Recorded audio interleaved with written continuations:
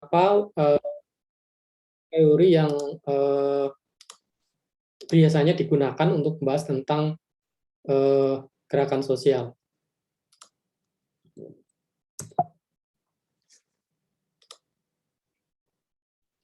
Nah, sebelum kita membahas teori gerakan sosialnya sendiri, kita, sedikit mengulas teori perilaku kolektif yang menjadi landasan dari teori gerakan sosial ya. Jadi, seperti yang, saya sampaikan pada pertemuan sebelumnya ya, pada pertemuan perdana itu, yang namanya perilaku kolektif itu, eee, bisa saja bentuknya gerakan sosial ya, tapi bisa juga tidak.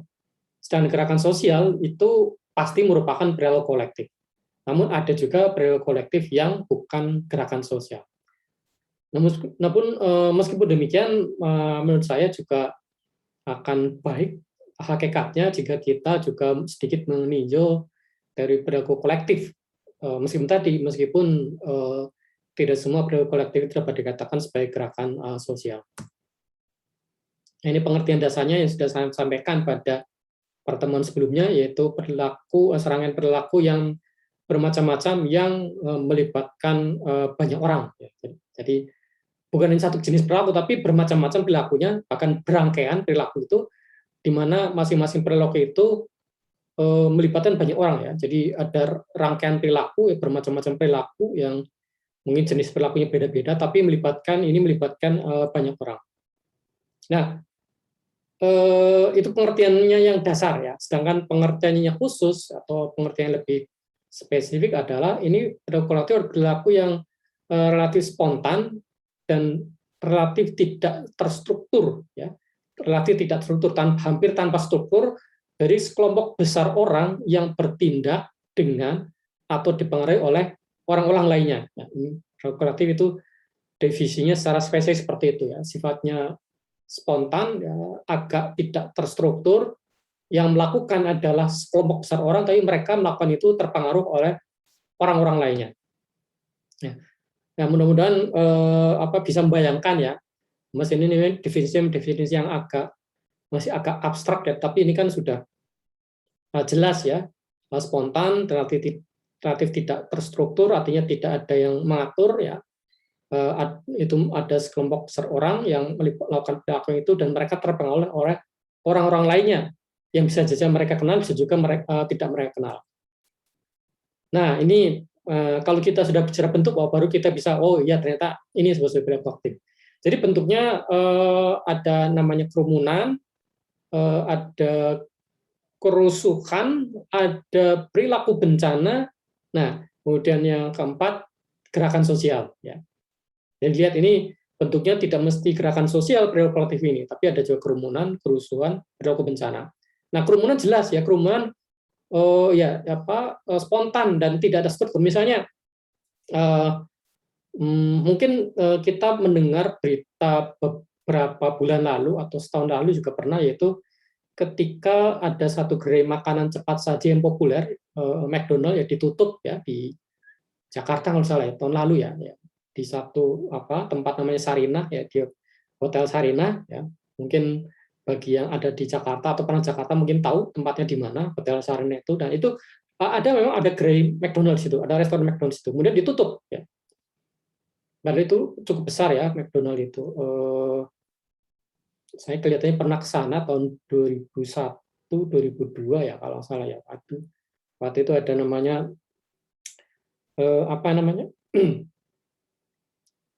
inilah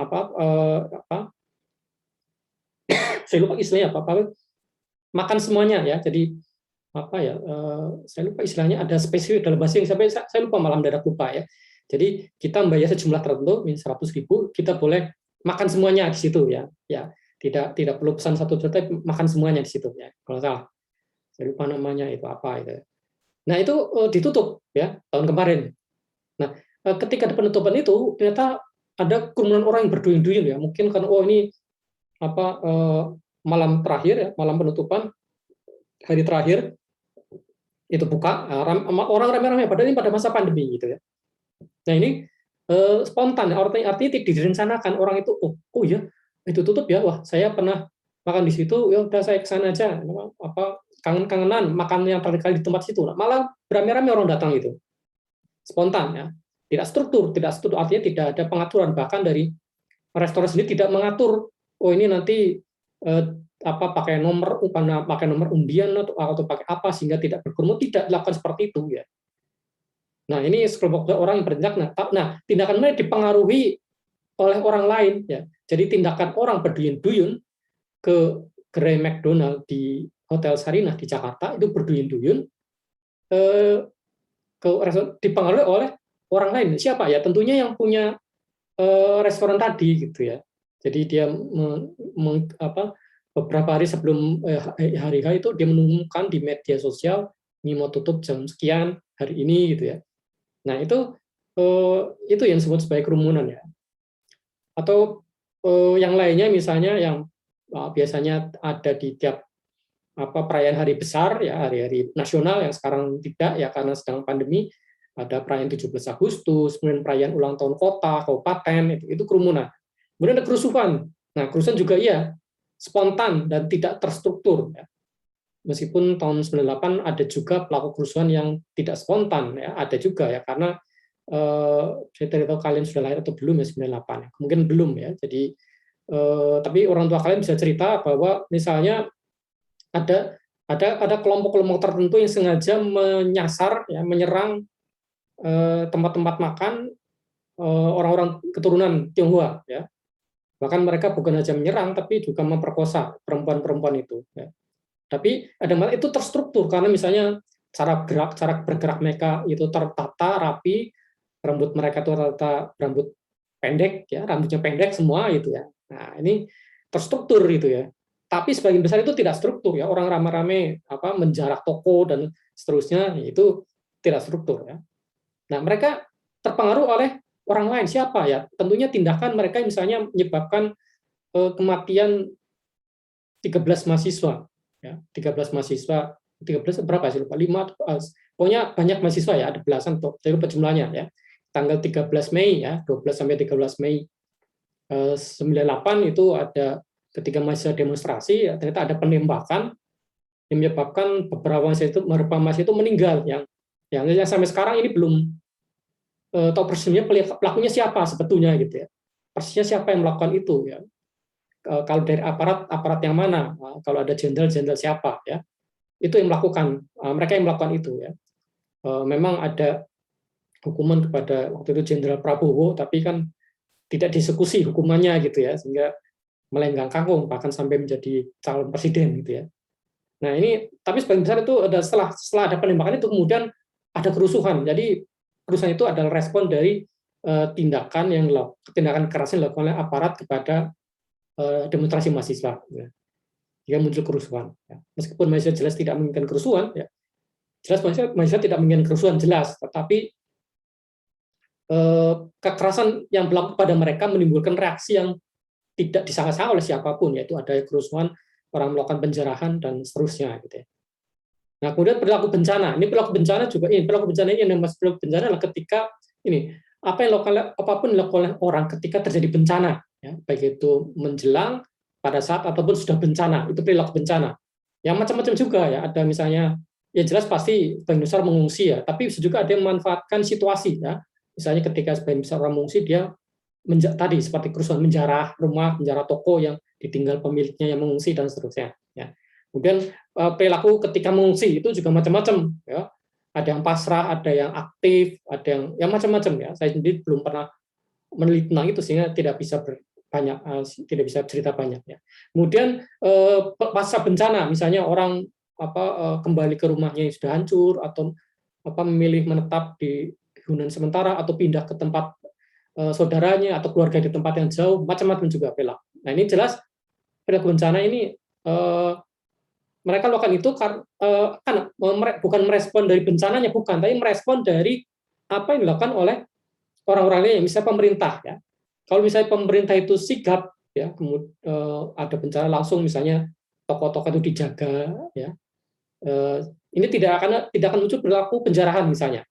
Kemudian ketika pemerintah juga sigap ketika ditampung benar segera mendirikan tempat-tempat hunian sementara yang nyaman, maka orang tidak perlu cari-cari sendiri gitu misalnya. Ya. Kemudian ketika pemerintah mengatakan, oh ini nanti di daerah ini akan dibangun lagi, ya tentunya masyarakat tidak akan pindah ke tempat lain, tapi menetap di situ saja, menunggu sampai daerah itu dibangun kembali. Nah, itu perilaku bencana, dipengaruhi orang lain. Kemudian kita bicara yang terakhir adalah gerakan sosial. Nah, ini saya tidak usah bicara banyak tentang gerakan sosial, atau nanti akan, ya, dalam pertemuan ini maupun pertemuan berikutnya itu akan dibahas tentang apa sih sebetulnya gerakan sosial, mengapa dan bagaimana. Ya. Nanti kita akan bahas teori-teorinya saja. Nah, ini kita lanjutkan pada perilaku kolektifnya dulu. Nah, sebetulnya teori perilaku kolektif ini apa ya? Ada banyak teori yang menjadi mengkaji tentang perilaku kolektif. Ya. Ada banyak jenis teori perilaku kolektif. Ya. Ada teori wabah, ada teori konvergensi, ada kemunculan norma, ada teori nilai tambah. Nah, teori wabah itu menyatakan bahwa perilaku kolektif itu irasional, ya. Irasional, emosional, dan hasil dari pengaruh kerumunan yang menghipnotis individu. Ya. Jadi seperti tadi saya contohkan, ya, orang ramai-ramai berkerumun di gerai McDonald, Sarinah yang mau ditutup. Itu irasional, ya. Karena orang nggak mikir, ya, orang nggak mikir ini sebenarnya sedang pandemi kok rame-rame, ya. Mengapa kok orang kan sebetulnya bisa pesan order, ya. Mengapa mengapa tidak menunggu orderan, mengapa harus datang langsung itu. Ini kan sebenarnya irasional, ya. Malam-malam lagi, ya.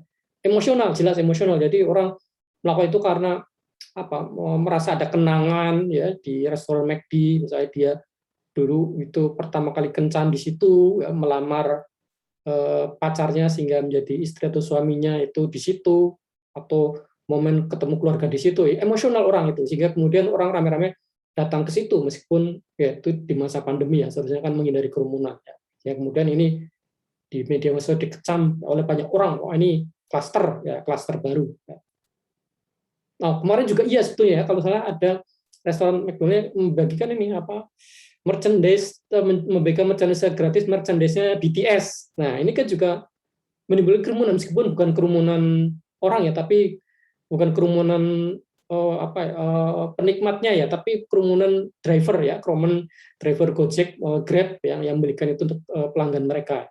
Nah, itu juga bagian dari perilaku kolektif. Nah, ini bisa dijelaskan teori wabah, ya.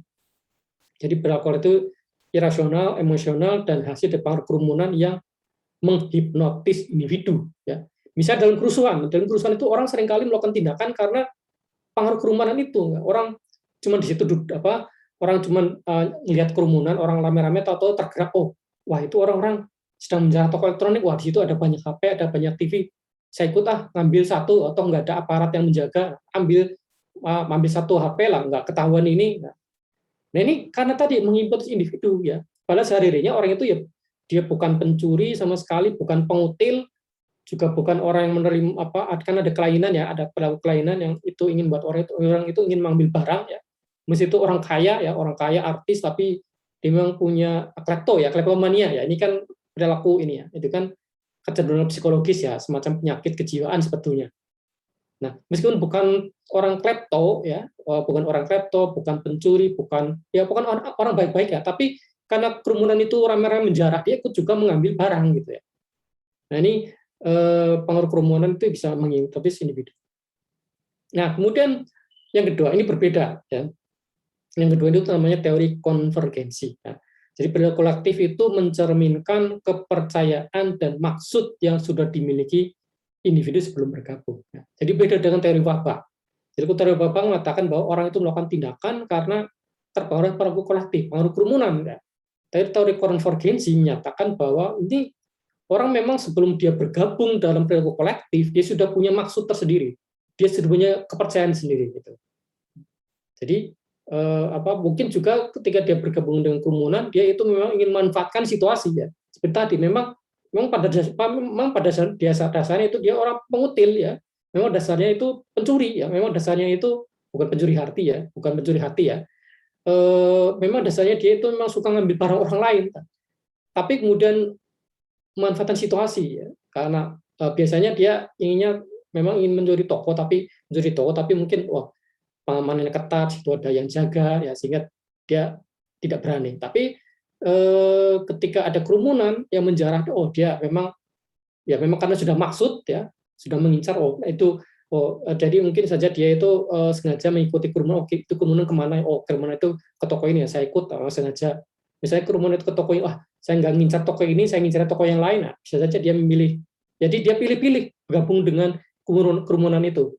Dia pilih-pilih dalam kasus itu gabung dengan perilaku penjarahan. Nah, jadi karena dia memang sudah percaya dan maksud tersendiri sebelum bergabung dengan kerumunan itu. Kemudian teori yang ketiga tentang perilaku kolektif yaitu kemunculan norma. Ya. Orang tidak yakin bagaimana berperilaku saat awal berinteraksi dalam kelompok. Ya. Namun lama-kelamaan muncul norma yang mengatur perilaku. Jadi orang gabung ke kelompok itu ya tadinya sebenarnya dia nggak yakin juga ya dia mau gimana, tapi mungkin ini faktornya macam-macam mengapa kemudian dia berinteraksi dengan kelompok ya, mungkin tidak sengaja, mungkin sengaja ya, tapi yang jelas kalau misalnya orang itu tidak sengaja ya, tidak sengaja berinteraksi dengan kelompok ya, dia sehingga tidak yakin harus berlaku ngapain. Jadi beda dengan teori wabah, beda dengan teori konvergensi ya. Kalau teori wabah itu mendadak melakukan tindakan ketika ada kerumunan. Nah, kalau konvergensi tidak mendadak, tapi sudah ada persiapan. Nah, kalau kemunculan norma berbeda lagi. Jadi dia itu tidak sengaja memang ketika berinteraksi dengan kerumunan, tapi setelah dia berinteraksi dengan kerumunan, dia memunculkan ya, kemudian diberlaku sesuai dengan kerumunan ya. Jadi dia berperilaku seperti itu setelah bergabung ya. Yang bergabungnya sebenarnya tidak sengaja ya. Kalau contoh kerusuhan mungkin tidak tepat, tapi bisa saja misalnya kerumunan ya, misalnya begini, penonton ya misalnya, dia dia tadinya itu gini, ada contoh yang menarik, yaitu penonton sepak bola ya. Tidak semua penonton sepak bola itu terorganisir ya. Mereka datang ya dengan ya memang mereka itu memang ingin nonton bola, tapi mereka tidak tahu persis nanti mereka di dalam stadion itu akan ketemu dengan siapa saja gitu. Bisa saja dia ketemu tetangganya, teman-temannya, tapi bisa saja ketemu dengan orang-orang tidak kenal. Jadi dia tidak tahu persis dia akan berinteraksi dengan cara seperti apa ketika datang ke stadion. Ya. Tapi kemudian ternyata stadion ramai, kemudian ramai-ramai nyanyi, ikut nyanyi, ramai-ramai bersorak, ikut bersorak, ramai-ramai bertepuk tangan, ya dia tanpa persiapan sebelumnya, tapi kemudian dia menyesuaikan dengan situasi. Jadi kemunculan norma seperti jadi orang itu menyesuaikan dengan situasi ya kira-kira, menyesuaikan diri dengan situasi tanpa persiapan sebelumnya. Ya. Saya juga bukan teori wabah ya, dia tidak terhipnotis, dia tahu persis. Ya, dia ya orang mendukung sepak bola memang ada unsur emosionalnya, tapi rasional ya karena ya dia masuk ke stadion bayar tiket, ya kemudian dia sengaja berperilaku seperti ini, berpakaian seperti itu, berarti kan tidak irasional ya, emosional tapi tidak irasional. Itu kalau dari kemunculan norma itu dalam kasus dari penonton sepak bola. Bahkan bisa jadi ketika pemain lawan itu bagus, dia akan bertepuk tangan dia. Ya, karena ternyata yang lain juga bertepuk tangan, dia ikut bertepuk tangan ya. Tidak semuanya, tapi ada sebagai penonton yang meskipun dia itu lawan ya, tapi karena mainnya bagus, ya bertepuk tangan ya. Seperti contohnya ketika ini Real Madrid melawan Barcelona ya, ketika masih ada Ronaldinho ya, ketika Ronaldinho tampil cemerlang mencetak 2 gol, memberikan assist 1 gol pada Messi dan Barcelona menang 5-0 kalau salah ya, 5-0 di kandangnya Madrid. Penonton Madrid bertepuk tangan ketika Ronaldinho mencetak gol yang kedua ya, karena memang penampilannya luar biasa gitu ya. Nah, demikian pula ketika dulu Real Madrid melawan MU di Stadion Old Trafford ya, waktu itu Madrid masih diperkuat oleh Ronaldo yang botak, yang Brazil ya, bukan Portugal. Nah, Ronaldo tampil cemerlang ya, jadi saya ingat betul, saya nonton waktu itu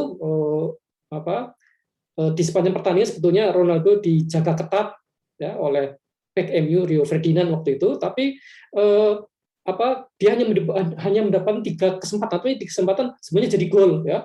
Jadi sepanjang pertandingan dia tidak mendapatkan kesempatan, hampir tidak mendapatkan kesempatan, hanya ada 3 kesempatan, tapi 3 kesempatan jadi gol semua. Jadi semua ketika dia diganti, ya keluar lapangan diganti, nonton MU bertepuk tangan, ya bertepuk tangan pada Ronaldo, ya meskipun ya karena dia cemerlang, peluangnya sedikit, hanya 3, tapi semuanya bisa dimanfaatkan, ya 3 gol, ya walaupun akhirnya Real Madrid tetap kalah 3-5 dari MU, tapi dia orang sangat respect berarti. Ini itu contoh kemunculan norma ya, orang tidak menyangka ya akan berlaku seperti itu, tapi kemudian setelah melihat situasi dia juga ikut memuji ya penampilan pemain lawan. Nah, kemudian yang keempat adalah teori nilai tambah ya. Nah, dalam teori nilai tambah perilaku kolektif itu muncul ketika ada jumlah kondisi ya. Jadi ada keterbatasan struktural, ada kepercayaan umum, ada faktor benar dan kurangnya kontrol sosial. Nah, ini misalnya teori nilai tambah teori nilai tambah ini bisa diterapkan ke gerakan sosial sebetulnya. Walaupun ada juga yang tidak. Misalnya ini agak spesifik teori nilai tambah ini ya. Jadi misalnya reaksi para petani ya. Reaksi para petani di Kebumen bagian selatan ya, terutama di daerah Urut Sewu ya, daerah perbukitan Urut Sewu, ketika lan tani mereka itu secara mendadak tanpa pengumuman sebelumnya diberikan dipatoki ya, dipatoki karena itu dianggap itu miliknya TNI AD ya. Memang dari dulu TNI AD itu punya tempat di sana, yaitu Dinas Litbang ya, jadi tempat mereka menguji senjata ya, memang dari dulu mereka di sana, tetapi mereka dulu tidak pernah memakainya secara eksklusif ya, mereka tidak pernah membatasi ini tanah kami, ini tanah banyak, bahkan menurut para petani di desa itu ini sebenarnya tanahnya rakyat, hanya dimanfaatkan, hanya dipakai, dipinjam oleh TNI AD terutama ya. Tapi kemudian tahun 2014 ya itu dipatok, ini itu memang itu sebenarnya bukan milik desa tapi miliknya TNI. Nah, sehingga kemudian ketika dipatok petani marah, kemudian terjadi konflik sampai sekarang ya antara TNI AD dengan rakyat petani di daerah perbukitan Urut Sewu di Kebumen itu ya. Nah, ini teori ini tambah karena ada keterbatasan struktural. Mereka melakukan itu ya, mereka karena mereka itu sendiri sudah merupakan petani kecil yang lahannya kecil, yang hanya sempit. Lahannya sempit, semakin sempit akibat patok-patok yang ditancapkan oleh para tentara itu ya. Nah, ini ada keterbatasan struktural. Jadi kemudian ada kepercayaan umum bahwa ini memang tanahnya rakyat kok, kenapa seperti diklaim oleh TNI ya. Dan ada faktor pendahuluan ya, faktor pendahuluannya ya, sebelumnya memang sudah ada beberapa perilaku intimidasi ya, oleh meskipun belum ada patok-patok, tapi aparat TNI itu sudah melakukan intimidasi pada rakyat ya, petani situ. Kemudian ada kurangnya kontrol sosial, artinya di situ misalnya tidak ada norma ini tidak ada pengaturan ini sebetulnya tanahnya siapa ya. Jadi dari BPN ya, Badan Pertanahan Nasional itu tidak jelas ya, sertifikatnya sertifikat tanahnya punya siapa, tidak jelas ya, sehingga ya tadi hanya muncul perilaku kolektif, yaitu tadi perlawanan rakyat petani di perbukitan Urut Sewu Kebumen terhadap upaya ambil alih lahan dari TNI AD ya. Ini teori nilai tambah bisa menjelaskan yang seperti itu. Nah, kemudian kita masuk pada teori gerakan sosial.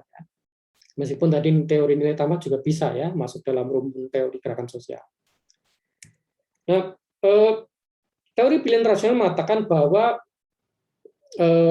masing-masing orang itu rasional ya, masing-masing orang itu rasional, tidak ada orang yang sepenuhnya emosional, masing-masing itu rasional. Dan mereka melakukan tindakan berdasarkan rasionalitas mereka tadi ya, dan secara sadar untuk mengejar kepentingan individunya. Jadi teori pilihan rasional melihat bahwa gerakan sosial itu merupakan manifestasi ya, tindakan individu-individu yang rasional dan dilakukan secara sadar untuk mengejar kepentingan individu ya. Jadi orang terlibat dalam gerakan sosial itu sebetulnya adalah untuk memenuhi kepentingan mereka masing-masing yang sifatnya rasional dan ya lakukan secara sadar itu ya. Ya seperti tadi bisa juga digunakan untuk menjelaskan tadi soal perlawanan petani terhadap TNI AD ya, itu ya masing-masing rasional karena ya kalau dia tidak melakukan itu tanahnya akan semakin sempit. Kalau tanahnya sangat sempit, dia bisa makan apa ya? Keluarganya bisa makan apa kalau tanahnya semakin sempit? Maka dia melakukan hal yang rasional, yaitu berusaha agar tanahnya tidak dicaplok oleh tentara ya. Dan kemudian mereka bergabung gerakan itu ya rasional gitu ya, bergerakan menentang tadi pengambil alihan lahan oleh TNI AD ya, karena ya, tadi mereka masing-masing punya kepentingan gitu ya. Bisa juga digunakan teori pilihan rasional, meskipun ada yang mengatakan tidak cocok teori pilihan rasional. Tapi ini sekedar contoh saja ya. Ini bisa diperdebatkan teori mana yang bisa dipakai. Nah, gerakan sosial itu aksi-aksi kolektif yang melibatkan berbagai bentuk kekerasan ya, menimbulkan kepanikan, melanggar hukum ya dan norma ya. Tapi individu tersebut melakukannya secara sadar sebagai bentuk kerasional mereka ya. Ya tadi juga bisa, makanya teori pilihan rasional bisa juga menjelaskan soal gerakan petani di Uruguay bisa juga tidak ya, karena memang ada mau tidak mau ada berbagai kekerasan ya. Yani ketika misalnya aparat TNI itu mematok tanah ya, mereka itu mencabut patok tanah ya. Ketika TNI AD berusaha mengusir mereka ya, mereka melawan pengusiran ya, sehingga terjadi kekerasan ya. Nah, menimbulkan kepanikan, mereka sendiri juga merasa panik ya. Kemudian kalau negara saja melalui instrumennya yang berupa TNI itu bertindak seperti pada rakyat biasa, bagaimana dengan yang lain gitu ya, yang tidak melawan gitu, atau bagaimana dengan yang lain, masyarakat lainnya gitu ya. Nah, tapi apakah ini melanggar hukum? Nah, tidak juga, karena mereka belum juga dipandangkan seperti itu, karena mereka membela hak mereka. Makanya teori pilihan rasional bisa juga digunakan, juga tidak bisa cocok, juga bisa tidak cocok.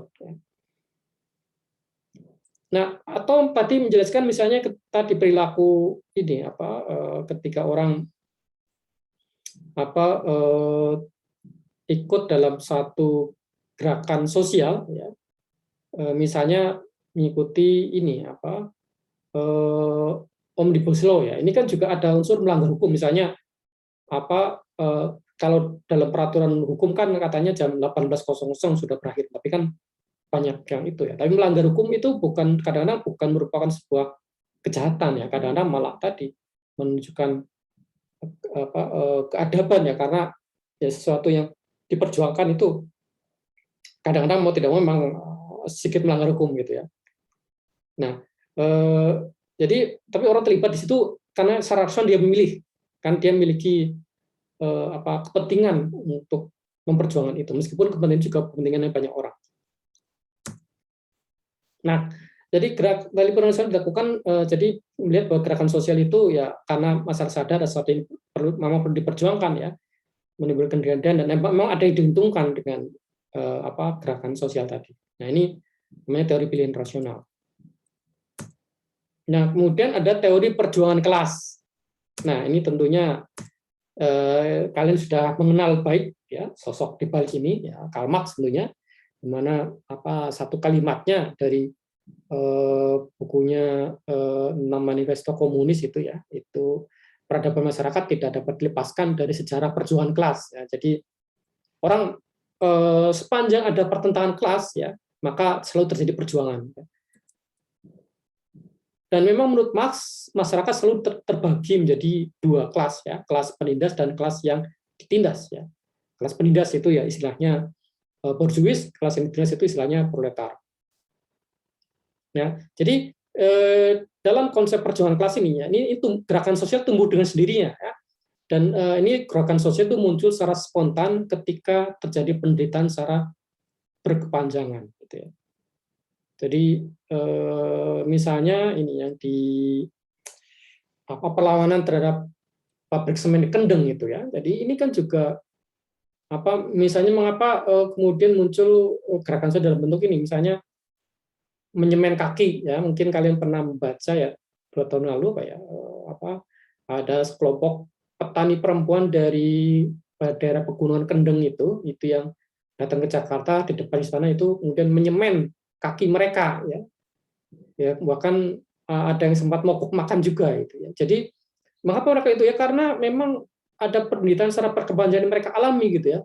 Sudah sekian tahun mereka berjuang tidak ditanggapi juga oleh penguasa ya. Seperti bahkan sebetulnya Mahkamah Agung sudah mengeluarkan keputusan bahwa ini seharusnya dihentikan, tapi ternyata Gubernur Jawa Tengah tidak menaati keputusan Mahkamah Agung. ya kemana lagi mengadunya kalau bukan ke Jakarta gitu, ke presiden itu ya. Dan ketika presiden tidak kunjung mendengar, ya mereka melakukan tindakan yang ya sudah putus asa sebetulnya sifatnya, tapi mereka melakukan tindakan itu karena ya spontan ya, karena penderitanya memang mereka sudah menderita secara berkepanjangan. Dan ketika di lapangan di Kendeng sendiri mereka juga setiap kali ada truk truk pabrik yang masuk ke sana itu langsung dihadang oleh masyarakat ya. Karena tadi ini apa mereka karena adanya landasan kelas tadi mereka menderita berkepanjangan, mereka itu terus ditekan oleh perusahaan yang didukung oleh kepolisian, oleh polisi dan juga militer, sehingga mereka melawan gitu ya. Jadi ini apa? Jadi dikotominya yang ada dalam sejarah seperti ini ya. Orang bebas versus budak, ya, bangsawan versus masyarakat desa, raja versus hamba sahaya atau rakyat jelata, ya, pemilik alat produksi versus buruh. Nah, ini terus-menerus ada dalam sejarah. Nah, makanya kemudian gerakan sosial akan mengarah pada munculnya revolusi sosial, ya. Yang mana revolusi sosial merupakan jalan atau alat bagi masyarakat yang tertindas untuk menjadi kelas yang berkuasa sebelum kemudian dihancurkan revolusi sosial lain. Jadi memang ironinya seperti itu ya, atau memang ini memang ya sejarah akan seperti itu ya, bahwa kelas yang berkuasa akan digulingkan oleh kelas yang rakyat ya, kelas yang ditindas ya. Tapi kelas yang ditindas kemudian menjadi kelompok penguasa baru yang bisa saja menindas kelompok yang lainnya ya. Kemudian mereka ditumbangkan lagi dan terus menerus terjadi ya. Jadi seperti roda yang berputar ya. Jadi mereka yang berkuasa akan digulingkan ya, menggulingkan mereka jadi penguasa, mereka berkuasa akan menindas rakyat jelata berbalik melawan mereka terus menerus seperti itu ya, tesis dan antitesis. Jadi revolusi sosial itu menjadi apa semacam menjadi takdir sejarah ya, katakan kalau kata Marx. Nah, konsep ini meletakkan aksi-aksi politik dalam bentuk bermacam-macam ya, dalam bentuk revolusi, ya, gerakan sosial dan juga politik perlawanan. Nah, teori berikutnya adalah teori keluhan. Ini apa? Ini teori dari misalnya Sidney Terro ya, Sidney Terro sebetulnya memodifikasi konsep eksploitasi kelas gitu ya. Jadi Sidney Terro itu modifikasi ya, modifikasi artinya menerima tapi merubah sedikit-sedikit teori sebelumnya yaitu dari Marx tadi ya. Jadi Sidney Terro itu tidak melihat semata-mata ada dua kelas. Sidney Terro melihat itu sebenarnya ada banyak kelas dalam masyarakat. Tetapi memang meskipun ada lebih dari dua kelas, tapi dalam masyarakat tetap ada bermacam-macam bentuk eksploitasi, ketidakadilan dan ketimpangan. Nah, jadi pemicu utamanya itu bukan semata-mata atau bukan persoalan tadi ketimpangan kelas, bukan. Tapi memang ada ketika terjadi eksploitasi, ketika ada ketidakadilan, ya, ketidakketimpangan. Ya. Jadi bukan semata-mata persoalan perjuangan kelas, ya. Jadi tapi cara menganalisisnya sama dengan Marx, ya. Jadi memang dia berangkat dari titik yang berbeda dengan Marx. Kalau Marx kan melihat memang masyarakat selalu terbagi menjadi dua kelas. Terro tidak seperti itu. Terro itu masyarakat itu bukan hanya dua kelas seperti Marx, ya. Tetapi cara dia menganalisa seperti caranya Marx. Karena dia melihat bahwa adanya gerakan sosial itu muncul dari adanya bermacam eksploitasi, ya, ada eksploitasi, ketidakadilan dan ketimpangan. Tanpa melihat ini hanya terjadi antara burjuis dan proletar, ya. Itu bedanya Terro dengan Marx, ya. Nah, ini menyebabkan munculnya gerakan sosial, ya. Jadi adanya berbagai macam keluhan dalam masyarakat. Nah, kalau itu muncul karena banyak hal, ya. Ini Mutko Fobareker yang mengutip Terro, ya. Ada kegagalan pembangunan, ya. Ada tindakan represif militer, kemudian penolakan kebijakan populis atau dukungan terhadap kebijakan populis, seperti misalnya pendidikan gratis bagi masyarakat miskin. Ini bentuk-bentuk keluhan baru yang digunakan oleh para aktor dalam membangun gerakan sosial. Misalnya gagal pembangunan, misalnya ini juga bisa menjadi gerakan sosial. Ya. Misalnya yang terjadi di Iran. Di Iran, setelah mereka itu merdeka dari Inggris ya tahun 40-an, mereka mencoba membangun negeri mereka dengan cara Barat. Ya. Meskipun ini monarki ya, monarki Iran. Ya. Kalau penguasa itu namanya Shah, ya, SHAH, Shah, ya, Shah Iran yang berkuasa di sana. Jadi mereka pada tahun sampai dengan akhir tahun 70-an ya, mereka itu sebetulnya sangat dekat dengan Amerika, Iran ini. Berbeda dengan sekarang. Nah, Iran itu mengapa mereka dekat dengan Amerika? Karena mereka itu sebetulnya ingin membangun tapi memanfaatkan Amerika ya, minta bantuan modal, minta bantuan keahlian, bermacam-macam ya. Ya, tapi dengan bentuk ya tadi Amerika bisa punya saham di Iran, Amerika bisa punya perusahaan tambang di sana dan bermacam-macam.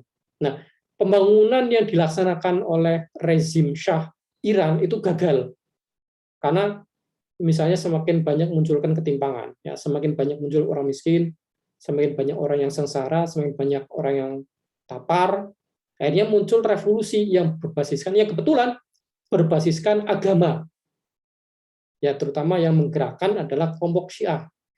Sehingga tadinya kelompok Syiah yang sebetulnya pada masa-masa tahun 50-an 60 itu masih minor, itu menjadi kelompok mayor, kelompok mayoritas di Iran karena tadi ya ini terkait dengan ajaran Syiah yang memang sangat sosial, ya, sangat sosialis. Ajaran Syiah itu ya di Iran terutama, ya, sehingga kemudian orang lama-lama banyak yang pindah dari Sunni ke Syiah, kemudian ini menjadi suatu gerakan sosial sehingga bisa menumbangkan rezim Shah Iran, ya, dan Shah Iran terakhir yaitu namanya Shah Reza Pahlavi lari ke Amerika ya sampai dengan akhir hayatnya, ya. Ya, kemudian kerajaan Iran ya, diganti oleh sistem Republik Islam, ya, yang pemimpin tertingginya itu waktu itu adalah Ali Khomeini. Ya. Khomeini pemimpin tertingginya itu, yang kemudian ya akhirnya kemudian ya menjalankan satu sistem tersendiri ya, sistem politik yang berbeda dengan sistem demokrasi Barat. Ya. Jadi gerakan sosial yang berbasis agama di Iran itu muncul karena gagalnya pembangunan. Nah, bisa juga karena tindakan represif militer ya tadi yang dilakukan di misalnya ini mungkin kasus Timor Leste.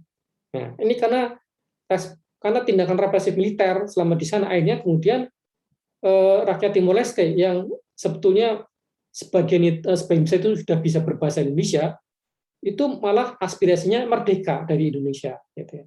Ya karena tindakan represif itu selama puluhan tahun itu dari tahun 75 ya TNI atau ABRI masuk Timor Leste tahun Desember tahun 75 gitu, dan tahun 76 menjadi wilayah Indonesia ya.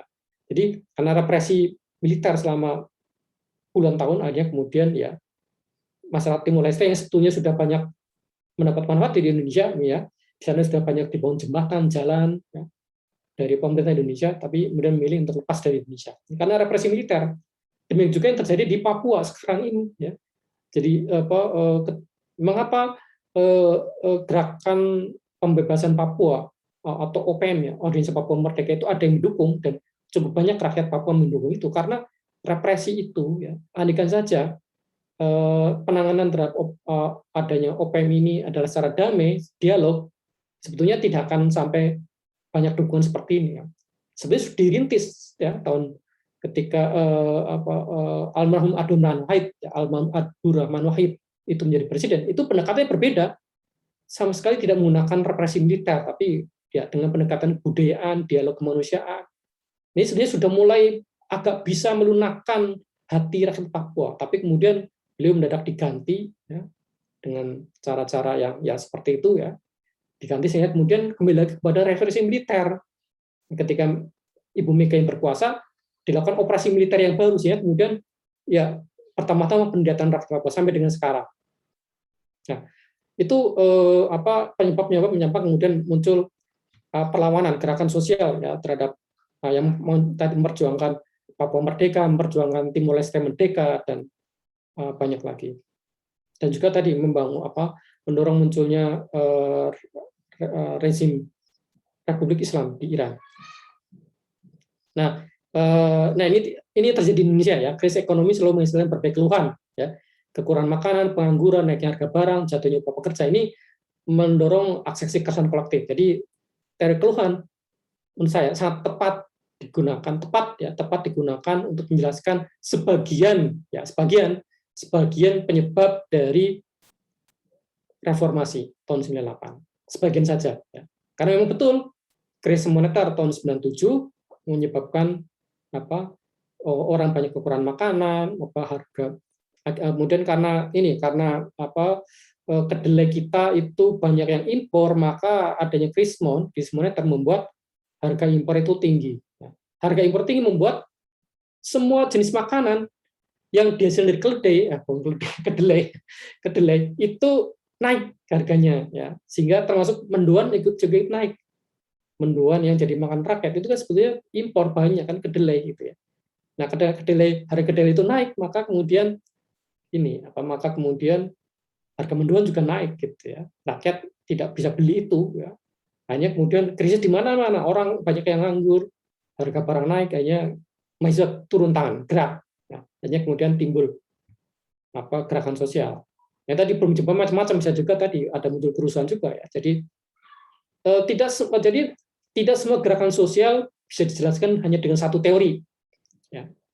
Kadang perlu banyak teori untuk menjelaskan mengapa terjadi gerakan sosial yang seperti ini. Kalau kasus Indonesia, gerakan sosial yang menunjukkan reformasi 98 ada banyak teori. Ya. Salah satunya yang cukup kuat ini, ya, teori keluhan ini. Sebagian lagi nanti akan saya jelaskan. Nah, ini juga menimbulkan gerakan sosial tahun kemarin ya terhadap Omnibus Law ya, karena adanya korupsi, pemerintahan buruk ya. Ini mendorong atau masih munculnya keluhan-keluhan ya, sehingga muncul gerakan sosial seperti yang tahun kemarin, meskipun gagal ya, meskipun akhirnya ya Omnibus Law tetap diketok, revisi undang-undang KPK juga tetap diketuk palu ya, meskipun rakyat tidak setuju ya. Seperti mungkin kalian juga ikut ya tahun kemarin itu demonstrasi di Purwokerto ya, dan yang mengikuti demonstrasi di banyak tempat. Jadi itu bisa digunakan dengan teori keluhan tahun kemarin. Nah, kemudian satu lagi yang teori bisa juga menjelaskan sebagian lagi mengapa terjadi gerakan sosial yang mendorong adanya reformasi tahun 98, yaitu teori struktur kesempatan politik. Nah, ini gerakan sosial terjadi karena perubahan dalam struktur politik yang dilihat sebagai kesempatan. Jadi revolusi terjadi ketika masyarakat mengalami keterbukaan. Ya. Jadi memang kalau di Indonesia memang agak berbeda sedikit. Ya. Memang masyarakat Indonesia saat itu masyarakat Indonesia masih terbelenggu oleh pemerintah. Ya. Tetapi di sektor media itu sudah mulai ada kebebasan. Ya. Sudah mulai kebebasan, yaitu ketika ada televisi swasta. Ya. Jadi meskipun televisi swasta itu yang punya adalah keluarga dari Soeharto sendiri, tapi secara tidak langsung, secara tidak sadar, secara tidak sengaja membuka kesempatan politik. Karena adanya televisi swasta, maka mau tidak mau orang lihat berita-berita dunia. Ya, lewat RCTI, lewat STV, orang lihat berita-berita dunia, yaitu termasuk berita-berita tentang adanya reformasi dan demokrasi di negara-negara.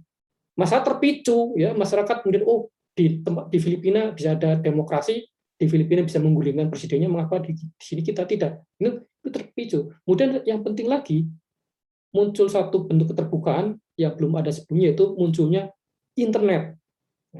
Mengapa? Karena meskipun masih terbatas aksesnya, tapi itu dimanfaatkan betul internet itu, yaitu para mahasiswa Indonesia yang kuliah di luar negeri, terutama di Jerman, itu banyak mengirimkan informasi-informasi alternatif tentang pemerintahan Soeharto kepada para mahasiswa di Indonesia yang kuliah di Indonesia itu ya.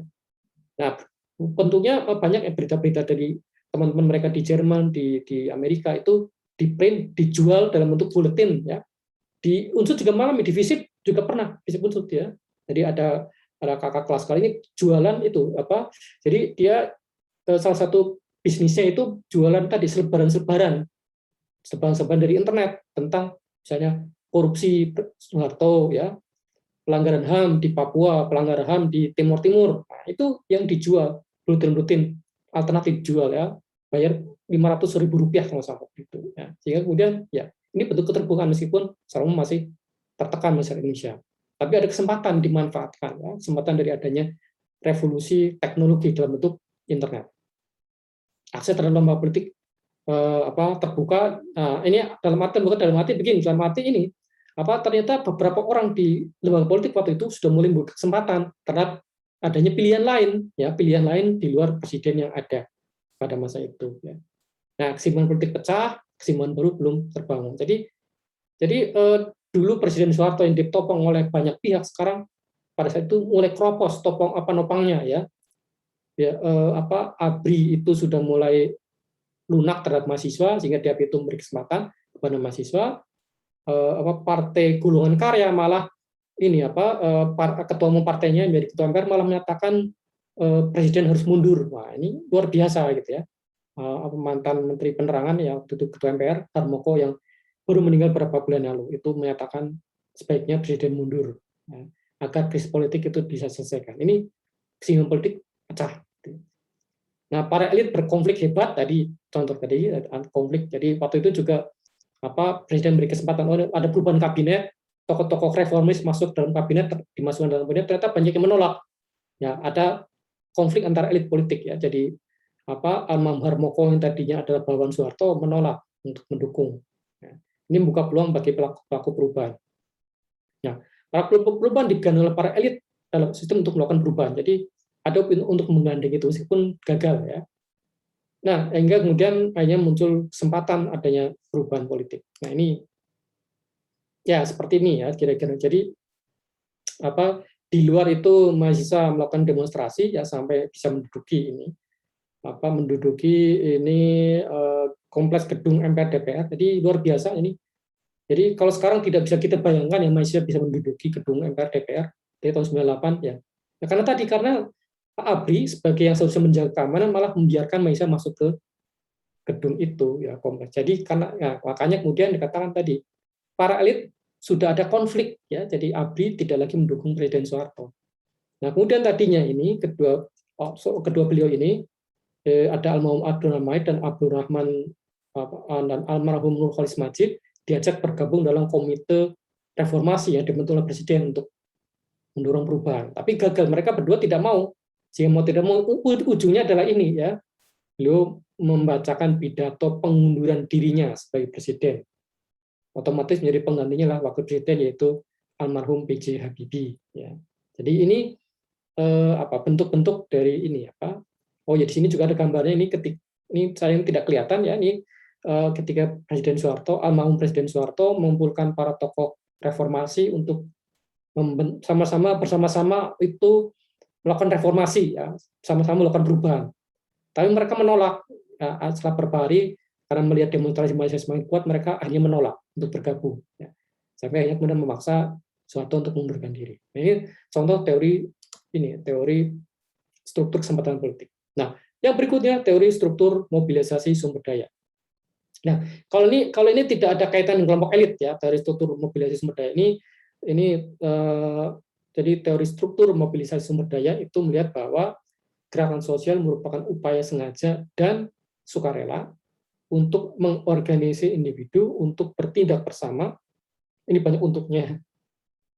Untuk mencapai kelompok yang cukup untuk kebanyakan untuk ya, maaf, kebanyakan untuk saya tidak mengedit kalimat ini. Yang cukup untuk membuat atau mencegah perubahan. Jadi secara sengaja dan sukarela ya. Jadi agak mirip tadi teori pilihan rasional, agak mirip itu ya. Karena tadi sengaja, sukarela, secara rasional, tapi kalau teori struktur mobilisasi sumber daya itu lebih pada mengorganisirnya ya. Jadi kalau teori pilihan rasional kan bagaimana orang bergabung, mengapa dan bagaimana orang bergabung dalam gerakan sosial. Tapi kalau teori struktur mobilisasi sumber daya itu lebih pada bagaimana mengorganisir orang-orang yang ingin bergabung tadi. Gitu ya. Jadi lebih kepada itu teori struktur mobilisasi sumber daya. Jadi mungkin lebih tepat dikatakan melengkapi teori pilihan rasional. Ya. Kemudian yang juga membedakan ini tujuannya apa? Ini jelas tujuannya bisa juga membuat perubahan atau bisa juga mencegah perubahan. Seperti saya katakan pada pertemuan perdana, gerakan sosial itu tidak mesti mendorong perubahan. Gerakan sosial juga bisa mencegah perubahan atau pada satu sisi membuat perubahan tapi juga mencegah perubahan. Misalnya yang di Iran gitu ya. Memang itu membuat perubahan, yaitu dari rezim Syah Iran yang monarkis ya, yang monarkis tapi koruptif, monarkis koruptif berubah monarkis koruptif dan sekuler ya, sekuler liberal atau liberal sekuler ya. Jadi rezim Syah di Iran itu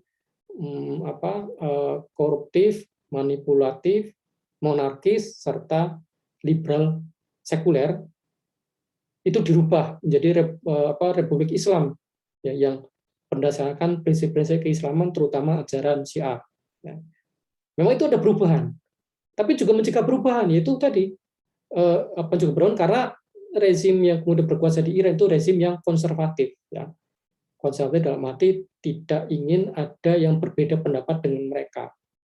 Nah, makanya biasanya meskipun ada pemilihan presiden, tetapi presiden dipilih itu adalah calon-calon yang sudah disetujui oleh ini pemimpin tertinggi Iran, yaitu seorang mullah ya, seorang pemimpin agama gitu ya, dalam konteks Syiah itu.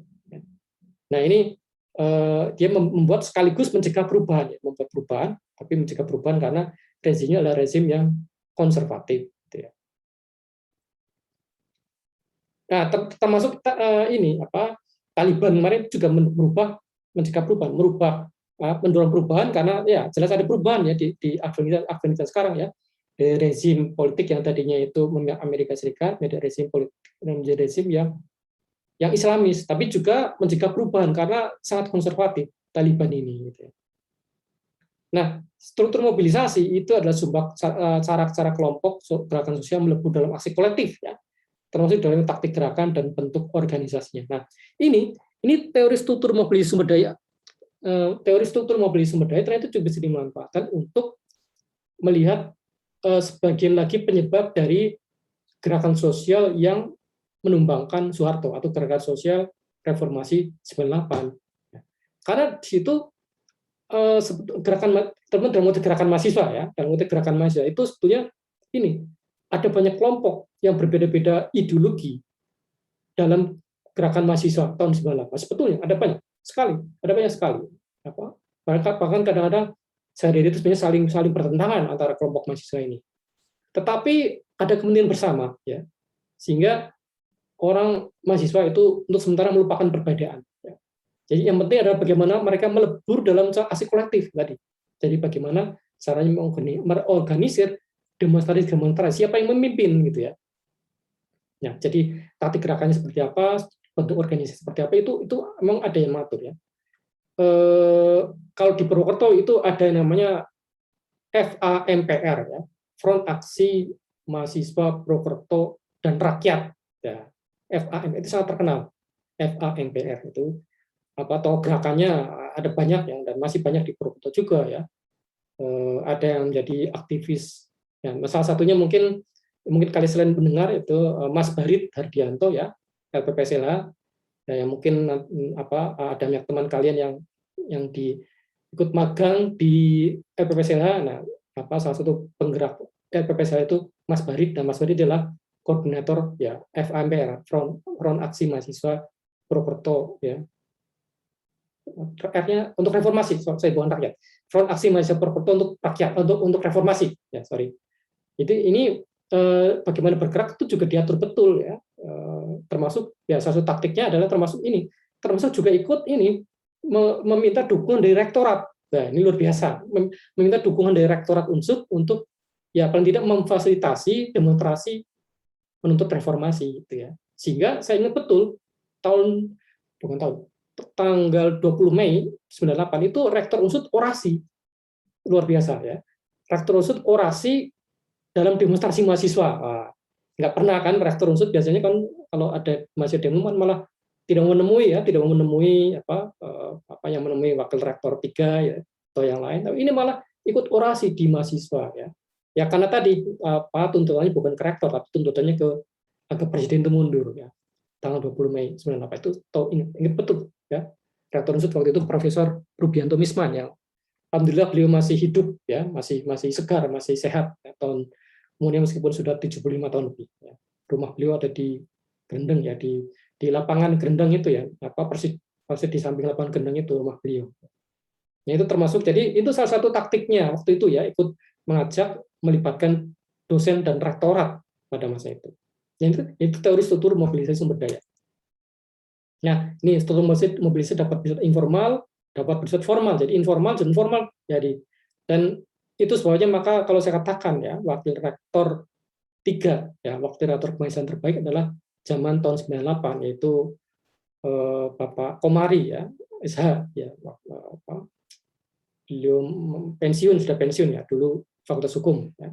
Ada jaringan informal karena waktu itu ya beliau rajin keliling ke kos-kosan mahasiswa yang menjadi aktivis gerakan. Jadi saya betul beliau itu biasanya naik motor ya, tapi tidak ada orang tahu ya, naik motor pakai jaket hitam, pakai helm cakil, sehingga nggak ada orang tahu kalau yang naik motor beliau. Datang ke kos-kosan mahasiswa yang jadi penggerak demo, sehingga ya beliau bisa tadi di satu sisi tetap bisa mengatur mahasiswa, tapi di sisi lain itu memberikan kebebasan bagi mahasiswa ya, terutama terkait dengan gerakan reformasi itu. Nah, ini contoh jaringan informal dimanfaatkan, sehingga sampai setelah beliau pensiun itu masih ada ya hubungan yang baik antara beliau dengan para mantan aktivis ini. Ya. Bahkan jangankan dengan wakil rektor 3, bahkan dengan mantan Kapolres, dengan mantan Dandim di Banyumas yang ikut menangani demo juga ada hubungan baik gitu. Sampai dengan sekarang ya, jadi para mantan aktivis itu sampai sekarang masih punya hubungan baik dengan para mantan Kapolres dan Dandim di saat itu ya. Tadi ini namanya teori struktur mobilisasi sumber daya. Nah, kemudian yang berikutnya teori proses framing. Nah, framing itu artinya pembingkaian. Nah, ini teori ini lebih mengarah dari bagaimana upaya para pelaku perubahan itu mempengaruhi makna dalam kebijakan publik. Jadi teori proses framing itu tidak bicara soal bagaimana mengorganisir, tidak bicara tentang motivasi bergabungnya orang dalam gerakan sosial, tidak bicara tentang cara melibatkan banyak orang, tidak. Tapi cara bagaimana para pelaku gerakan sosial mempengaruhi masyarakat. Ya. Bagaimana cara pelaku gerakan sosial untuk merubah kebijakan publik. Nah, sukses tidaknya gerakan sosial tergantung sejauh mana mereka memenangkan pertempuran atas arti dari isu yang diusung. Jadi bagaimana membingkai ini di media, jadi kira-kira seperti itu. Ya. Karena teori framing memang terkait dengan media sebetulnya. Jadi tergantung bagaimana mereka membingkai isu gitu ya. Jadi misalnya ini kemarin ya, gerakan sosial yang saya sebutkan contohnya tadi, yaitu Kendeng ya, perlawanan petani atau masyarakat terhadap berdirinya pabrik semen di Rembang dan sekitarnya, yang melintasi ada Rembang, Pati, ya, wilayahnya luas, tapi kantor pusatnya di Rembang. Ya. Itu ada proses framing dilakukan karena para aktivis itu tidak menunjukkan ini kepada masyarakat. Ini bukan semata-mata persoalan masyarakat yang ada hanya di Kendeng, bukan itu. Framingnya bukan semata-mata penderitaan rakyat di Kendeng, tapi persoalan ini ekologi. Persoalan ekologi karena ini karena adanya pabrik semen di daerah Pegunungan Kendeng itu akan menguras, akan merusak ekosistem yang ada di sana. Gitu ya. Kira-kira penjelasannya yang sederhana seperti itu, agak rumit tapi penjelasan sederhananya seperti itu. Ya. Sehingga kemudian ini perlu dilawan karena ini bukan persoalan rakyat di satu tempat saja, tapi persoalan lingkungan. Gitu ya. Kalau persoalan lingkungan itu persoalan global, ya bahkan bukan hanya nasional, ini global. Kemudian juga dipinggir dengan ini dengan isu keserakahan korporasi. Karena di Indonesia sampai sekarang itu tidak ada isu kelangkaan semen. Ya. Tidak ada isu, tidak ada berita, tidak ada cerita semen itu langka. Sehingga mengapa perlu ada pabrik baru? Nah, ini framingnya seperti itu. Mengapa perlu ada pabrik baru? Padahal tidak ada persoalan kelangkaan semen. Kalau benar kelangkaan semen, ya kenapa tidak di luar Jawa yang lahannya masih luas, kemudian memang itu lahannya cocok untuk bikin semen di sana, kira-kira seperti itu. Jadi persoalan ekologi, ya persoalan ekologi itu istilahnya sekarang keadilan ekologis, ya, bukan semata-mata persoalan ekologi. Tapi nanti ini akan banyak diceritakan oleh dosen praktisi kita ya, Gus Roy nanti pertemuan berapa sih, 6 atau 7 ya, nanti akan bicara soal gerakan sosial di sini. Nah, itu ya, saya tidak akan banyak cerita tentang itu ya. Tapi saya ingin cerita tentang framingnya saja. Jadi intinya bagaimana kita membingkai itu gitu ya. Jadi proses framing ya adalah upaya strategi secara sadar oleh kelompok-kelompok orang untuk membentuk pemahaman bersama tentang dunia dan diri mereka sendiri yang mengabsahkan dan mendorong aksi kolektif. Nah, ini dilakukan oleh orang-orang para petani di Gunungan Kendeng. Jadi mereka itu cerdas sebetulnya itu ya, sehingga mereka bisa ikut menyadarkan akademisi. Jadi ini luar biasa. Jadi ini ya, jadi biasanya akademisi menyadarkan rakyat. Ini kebalik, rakyat yang menyadarkan akademisi untuk terlibat dalam gerakan sosial tadi, gitu ya. Jadi yang tadinya hanya yang mendukung itu hanyalah rakyat Kendeng saja, sekarang yang mendukung banyak orang, termasuk akademisi. Karena mereka mengapa mereka mengganti akademisi? Karena ada juga akademisi yang mendukung pabrik semen gitu ya. Jadi ada rekan saya cerita mantan dosennya yang dulu tidak pernah cerita sama sekali tentang semen atau membuat tulisan tentang semen. Ya, atau membuat tulisan tentang pabrik semen, padahal beliau kalinya bukan tentang semen, tapi menulis tentang semen di sebuah koran gitu. Dimuat ya, sehingga kemudian ini dan isinya agak mendukung gitu, agak pro terhadap pabrik semen. Nah, sehingga kemudian rakyat juga perlu mengajak akademisi lainnya yang tidak setuju terhadap pabrik semen. Nah, kira-kira seperti itu. Sehingga kemudian tadi, jadi rakyat menyadarkan akademisi, sehingga akademisi terlibat dalam gerakan sosial ini. Gitu ya. Sehingga waktu itu ada namanya kuliah rakyat, ya saya ingat sebelum pandemi. Kuliah rakyat, jadi para akademisi diajak itu kuliah langsung di depan rakyat Kendeng itu.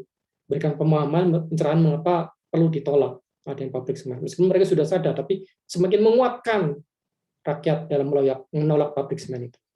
Nah, ini namanya terjadi karena framing tadi, gitu ya. Cara untuk pemahaman bersama agar ya semua orang sadar pentingnya isu ini. Nah, pelaku perubahan punya tugas penting untuk mencapai perjuangannya, mulai dari pembentukan framing atas masalah-masalah sosial dan ketidakadilan. Nah, jadi seperti ya seputar Papua misalnya, framingnya bukan semata masalah rakyat Papua, tapi ini masalah represi militer, ya, masalah kebebasan rakyat. Jadi bukan semata-mata persoalan hanya di Papua, tapi persoalan kebebasan rakyat, masalah soal penindasan yang ini sifatnya global, universal. Ini proses framing kalau terkait dengan Papua.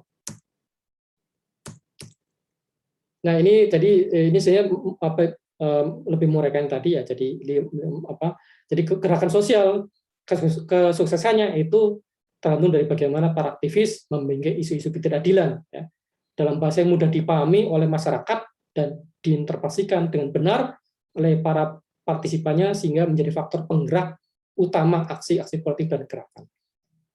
Dan ini juga para akademisi juga terlibat ya dalam proses itu, sehingga mereka ketika ditanya saya juga kaget, mereka juga bisa menjelaskan tentang apa itu batuan kars, mengapa berbahaya. Ternyata mereka bisa memahami isu-isu yang sebenarnya teknis. Jadi ya karena ternyata sebagian akademisi juga ya karena mereka disadarkan oleh rakyat, mereka juga melibatkan diri rakyat sehingga mereka kemudian membingkai persoalan ekologi dalam bahasa sederhana yang dipahami oleh rakyat. Ya sehingga rakyat kemudian semakin sadar memang ini memang perlu ditolak adanya pabrik semen ini.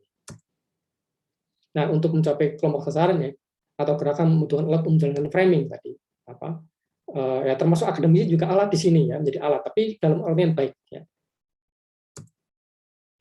Nah, penggunaan framing dapat terjadi mulai interaksi langsung ya, bahkan mulai warteg kafe juga bisa framing ya. Jadi saya ingat itu kan di depan FISIP itu ada namanya warung Tegal, warteg di situ ya, yang yaitu menjadi tempat populer untuk mengumpul para aktivis karena selain murah harganya juga orang bisa ngutang di situ ya, yang uang belanjanya sedang tipis ya atau belum datang bisa ngutang ya.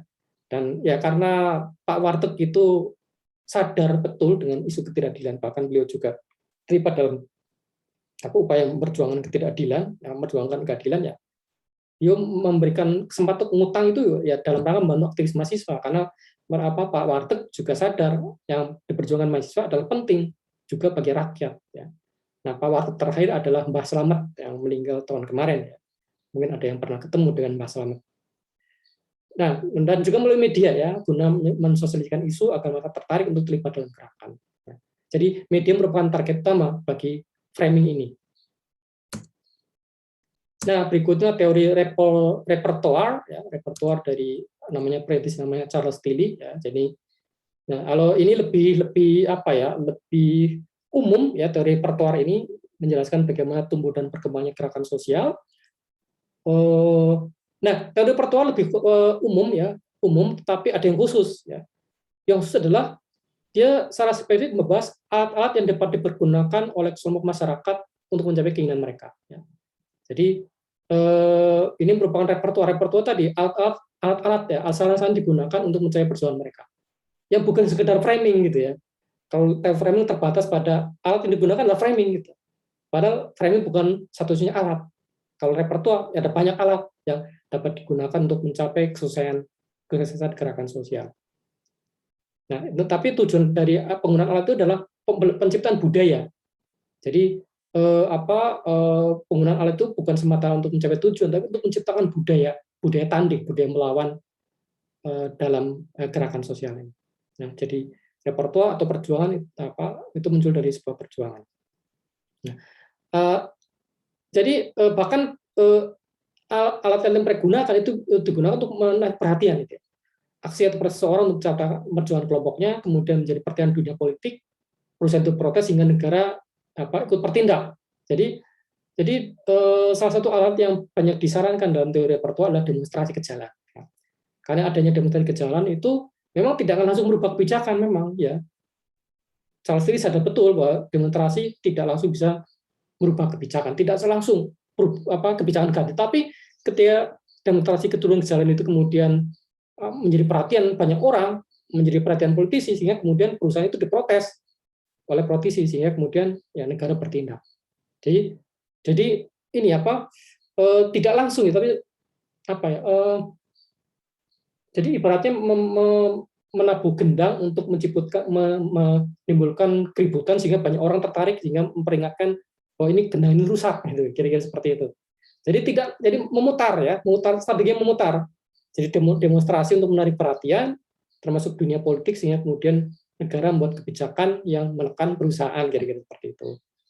Kalau konteksnya yang diprotes adalah perusahaan. Tapi kalau konteksnya negara, tentunya agar dunia internasional memperhitungkan, dunia internasional melihat, sehingga kemudian dunia internasional juga menekan negara, sehingga negara berubah. Nah, ini ada yang mengatakan ini juga bisa dipakai untuk menjelaskan gerakan 98, karena ada demonstrasi mahasiswa yang besar-besaran, itu membuat Amerika itu tahu ada gerakan rakyat di situ, termasuk mahasiswa. Sehingga kemudian Amerika Serikat memberikan tekanan halus kepada pemerintah agar paling tidak ya dalam demo itu tidak menggunakan kekerasan. Sehingga tadi muncul gambar tadi mahasiswa bisa menduduki gedung DPR MPR karena tadi pemerintah Amerika Serikat memberikan sinyal agar jangan sampai berbuat kekerasan. Sinyal bagaimana? Dengan ini Amerika Serikat itu menggeser Armada 7 ya. Namanya Armada 7 ya, pasukan angkatan laut Amerika yang di Pasifik. Armada 7 geser mendekati perairan Indonesia.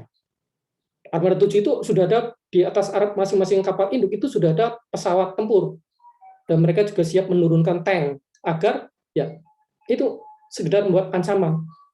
Kalau pemerintah Indonesia macam-macam menindas mahasiswa dengan tank seperti di Cina, akan menghadapi Amerika, kira-kira seperti itu. Ya. Amerika kan juga, Cina akan melawan gerakan mahasiswa itu dengan cara menindas dengan tank. Jadi betul-betul literally ditindas.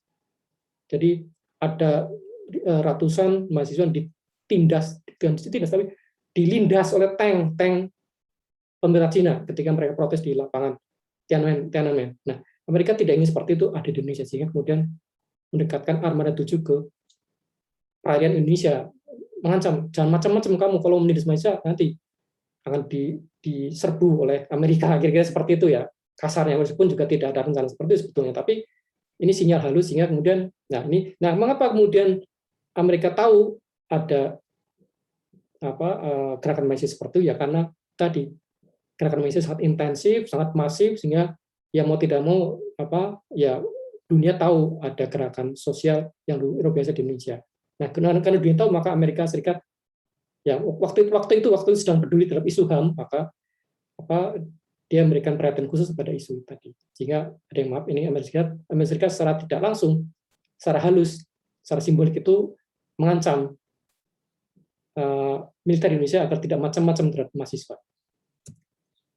Nah, aksi ini kemudian menarik perhatian lebih, sehingga terjadi tawar-menawar di antara ketiganya. Ya. Kalau di Indonesia langsung kayaknya negara tidak menggunakan kekerasan, bahkan kemudian ditambah dengan ada intrik politik, sehingga ABRI sama sekali tidak peduli ketika mahasiswa itu masuk ke gedung DPR MPR.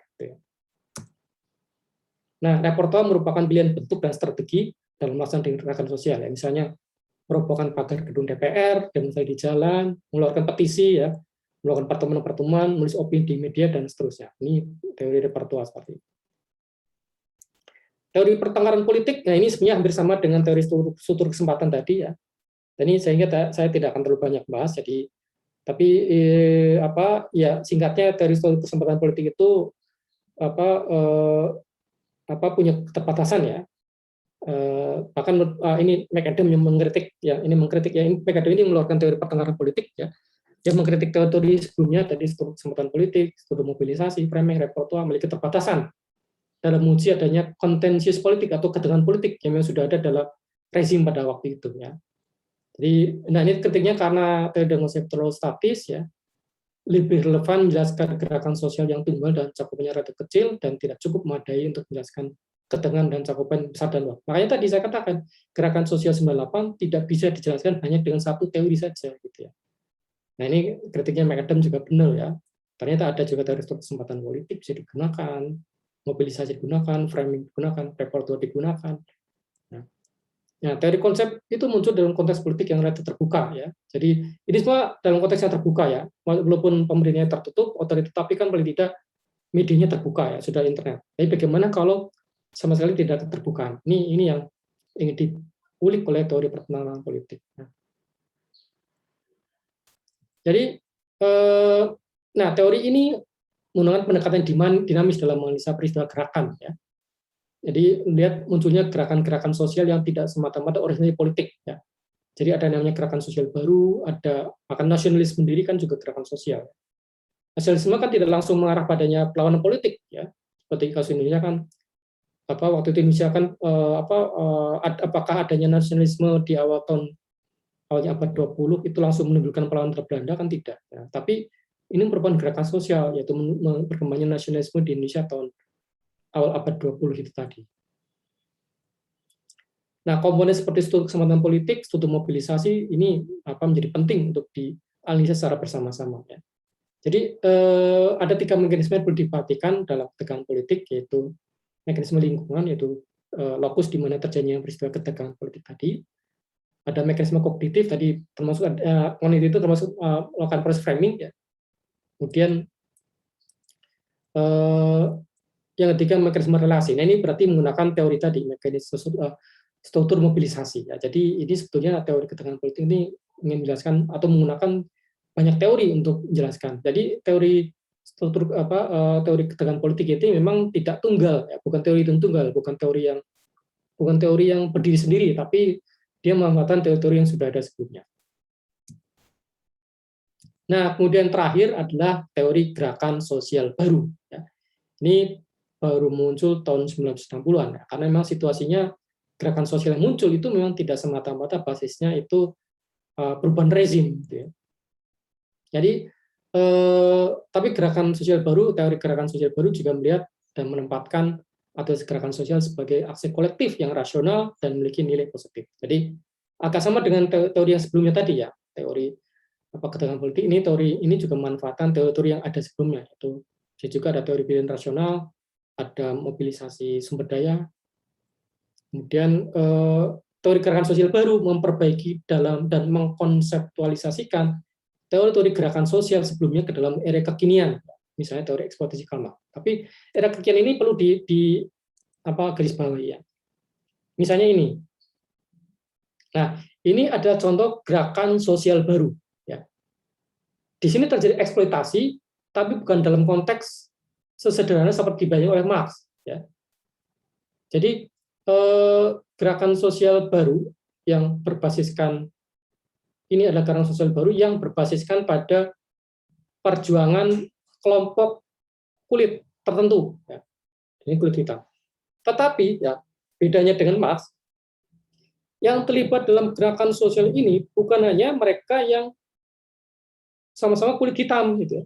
Jadi meskipun gerakan Black Lives Matter itu membela kulit hitam, mendorong perubahan agar orang-orang berkulit hitam di Amerika Serikat mendapatkan keadilan, tapi yang mendukung gerakan ini bukan cuma orang kulit hitam. Ya, kita lihat saja ini banyak orang kulit putihnya gitu ya. Lihat saja ini ada orang, mungkin ada orang Hispanik, ada orang dari misalnya Anglo-Saxon dan banyak lagi. Jadi intinya bahkan ada orang Asia juga ikut mendukung ya. Jadi struktur dasar teorinya sama, yaitu teori eksploitasi dari Marx. Ya. Ada eksploitasi, ada penindasan dari Marx. Tetapi warnanya sangat beda dengan Marx, karena tadi bukan lagi persoalan basis material, ada basis materialnya, karena persentase orang kulit hitam yang ada dalam garis kemiskinan atau di bawah garis kemiskinan itu yang paling besar daripada penduduk Amerika Serikat semuanya, persentasenya itu ya. Jadi ada persoalan material di situ juga. Tapi juga bukan semata-mata persoalan material, karena ini melibatkan banyak ras gitu ya. Juga ada persoalan identitas. Jadi ini contoh gerakan sosial baru ya. Bahkan kemudian berpengaruh ke banyak tempat lainnya, termasuk dalam ranah sepak bola ya. Saya kira sudah saya jelaskan, saya berikan contohnya pada minggu sebelumnya ya, pertemuan perdana sudah sampaikan bagaimana ini berpengaruh juga dalam sepak bola sampai sekarang gitu ya. Sampai paling tidak sampai minggu kemarin itu ketika main bola rata-rata ya tadi rata-rata pemain itu ikut membungkuk ya, menurunkan lututnya ya, sebagai simbol partisipasi mereka dalam Black Lives Matter. Ya. Nah, kemudian berikutnya selain perbedaan kepentingan kelompok ras, ya, itu juga perbedaan identitas ya, gender, ras, orientasi sosial, agama dan sebagainya. Nah, ada satu contoh yang saya perlihatkan kepada mahasiswa di sini, yaitu terkait dengan orientasi seksual. Nah, ini gerakan sosial yang memperjuangkan hak-hak kaum LGBTQ ya. Jadi ingin dihargai oleh masyarakat dan negara. Ini sekarang istilahnya bukan lagi waria ya, tapi transpuan. Nah, yang ada di foto ini, sorry.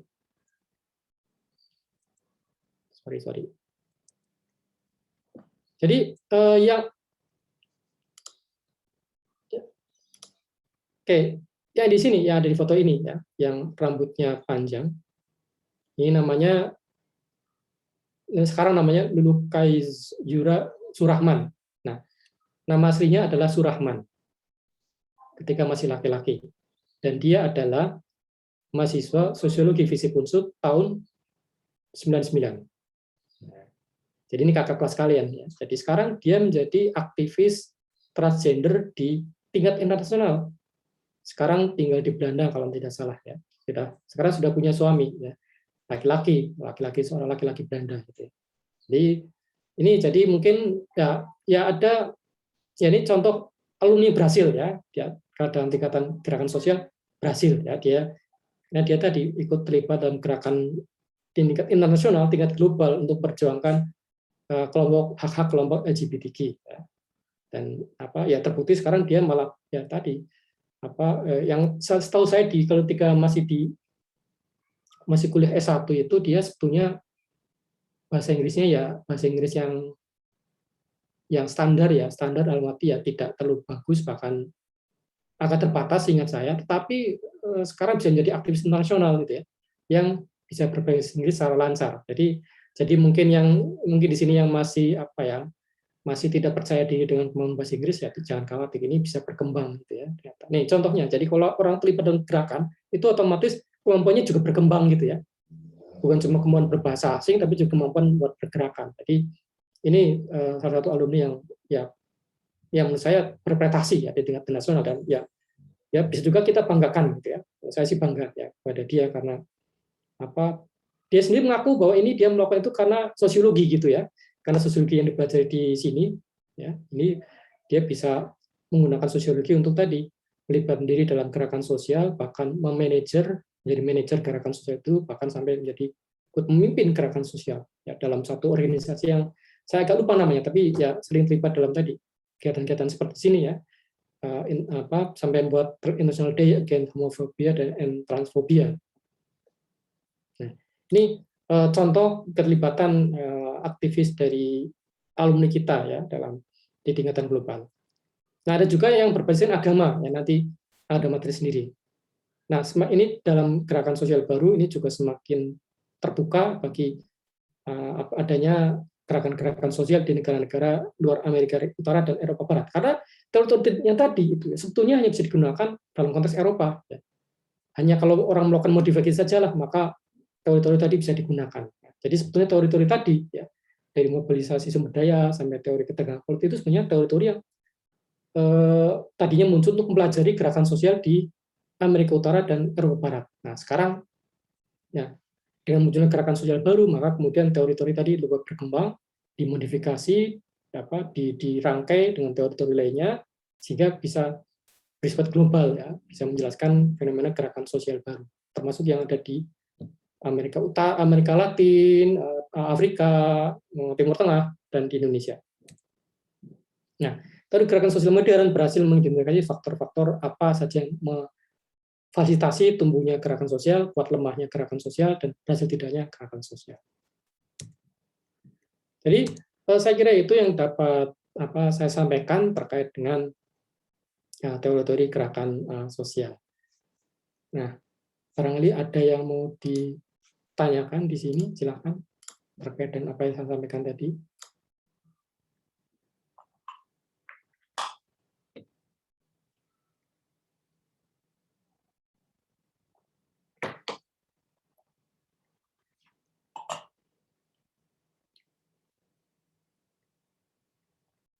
Silakan jika ada yang mau disampaikan.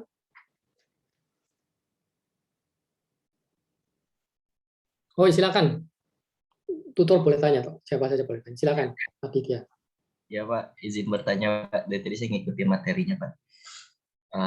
Terkait dengan gerakan ya, maksudnya kan terkadang, aku ingin bertanya aja sih Pak. Gerakan sosial itu punya batasan-batasan tersendiri nggak sih Pak?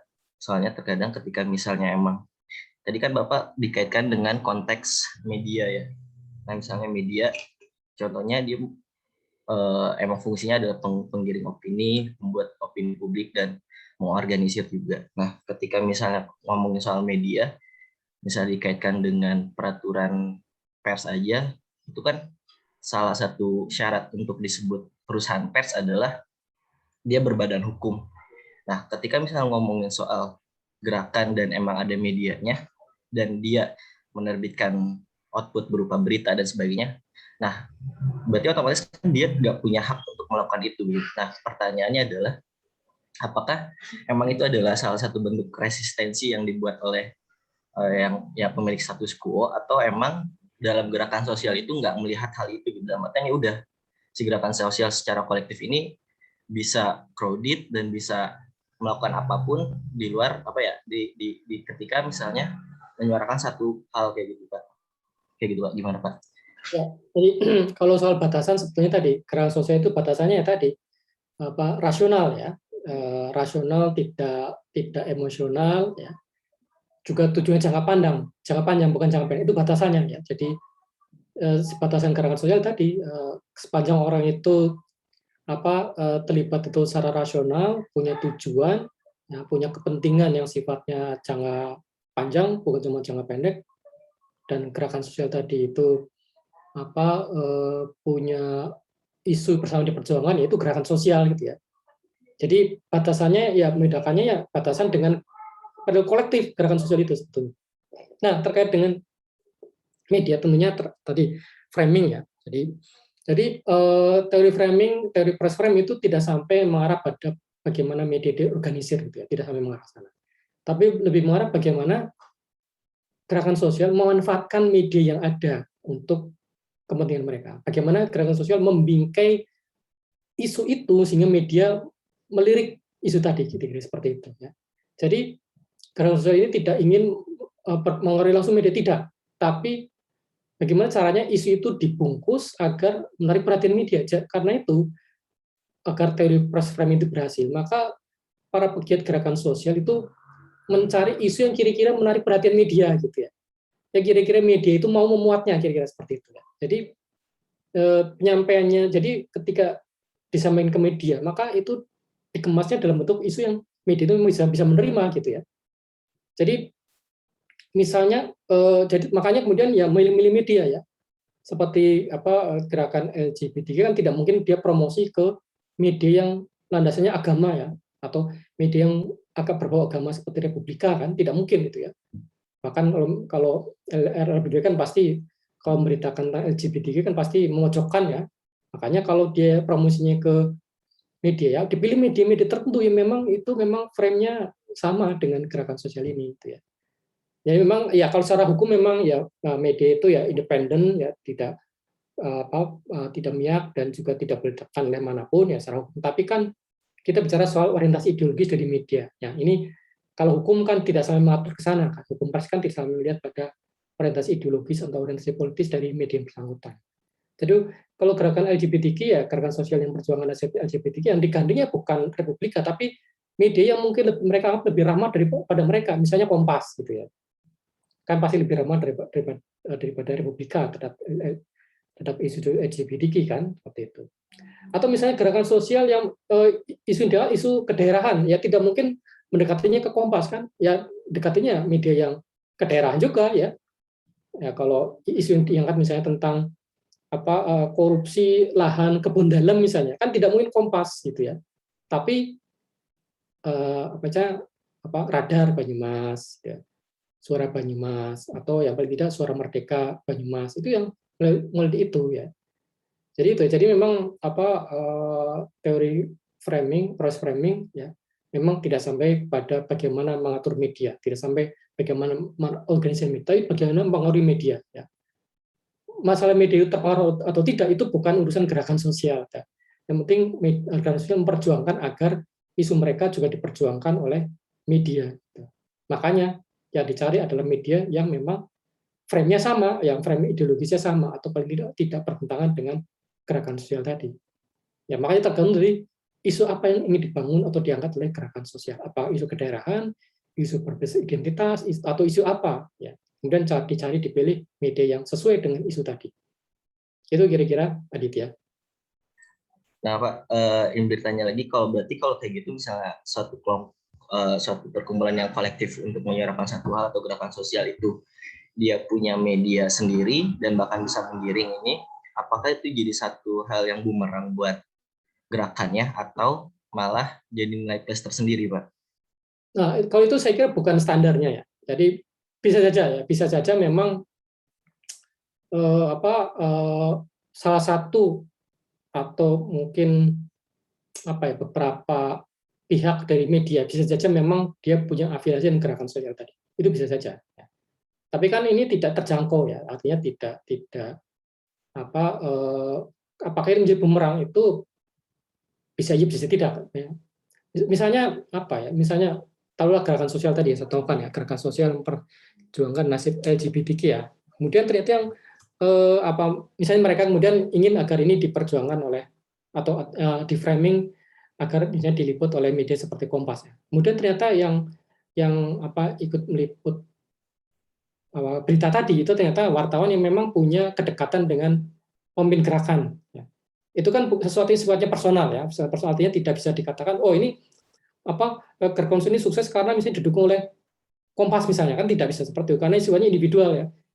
Jadi kalau secara personal ya mungkin tahu sama tahu ya, tapi kalau secara formal kan tidak bisa dianggap itu ada afiliasi ya. Jadi namanya media dimanapun tentunya ingin bebas ya, tidak ingin punya afiliasi dengan orang atau gerakan sosial manapun yang namanya media itu tidak mungkin ya, karena tadi kalau dia punya afiliasi dengan gerakan sosial tertentu ya dia akan tadi memang jadi bumerang gitu ya. Tetapi kita tidak bisa tidak bisa menganggap bahwa kalau misalnya ada orang dari media yang punya afiliasi dengan gerakan sosial yang dia liput, itu bukan sesuatu yang sifatnya bisa membahayakan secara kelembagaan ya. Karena tadi Karena namanya individual kan, ya banyak orang tidak tahu kan, apalagi kalau soal seperti itu kan semuanya sensitif dan rahasia kan. Ya sekedar tahu sama tahu saja. Jadi saya kira tidak akan menimbulkan bumerang bagi gerakan sosial yang bersangkutan, juga medianya juga tidak akan menjadi bumerang yang tadi. Ya. Kalau ya dimanapun media yang besar terutama kan pasti tidak ingin ada keterkaitan dengan gerakan sosial yang manapun. Gitu ya. Saya kira itu Aditya. Tapi kalau level personal ya kan tidak ya agak tidak bisa dianggap itu mewakili kelembagaan kalau level personal itu. Gitu ya Aditya. Ya, siap. Makasih, Pak. Ya, sama-sama. Ya, seperti pemimpin Kompas yang sudah meninggal itu Pak Yakub Utama kan juga tidak ingin semata-mata dia itu mewakili kepentingan agama dari beliau yang beliau anut itu ya. Jadi meskipun beliau beragama non Muslim, tapi kan juga Kompas juga membuka terhadap isu-isu keislaman gitu ya. Tapi dengan cara menggandeng tokoh-tokoh yang bukan tokoh-tokoh yang konservatif, bukan tokoh-tokoh yang radikal gitu ya. Tapi ya tokoh-tokoh agama Islam yang digandeng di Kompas ya tentunya tokoh-tokoh agama Islam sifatnya moderat gitu ya. Jadi ini di satu sisi itu tetap membuat Kompas itu netral ya, tidak berpihak pada agama tertentu, tapi di sisi lain juga tetap bisa mempertahankan ideologinya gitu ya, dengan cara tadi yang diajak bergabung atau yang diajak berkolaborasi ya adalah tokoh-tokoh agama yang sifatnya moderat gitu ya. Saya kira itu. Tapi kalau secara kelembagaan kan ya tidak ada hubungan dengan agama manapun Kompas ini.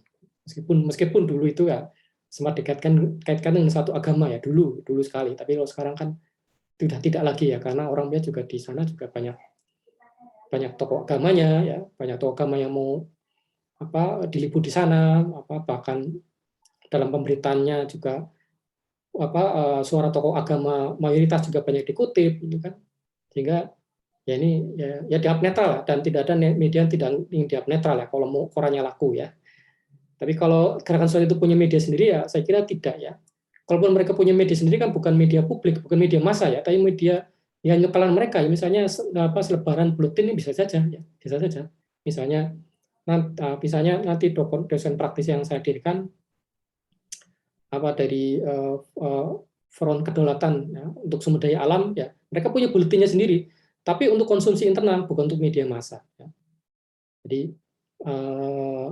itu ya, jadi medianya media ya bisa saja gerakan sosial punya media, tapi media yang sifatnya internal ya, bukan media massa.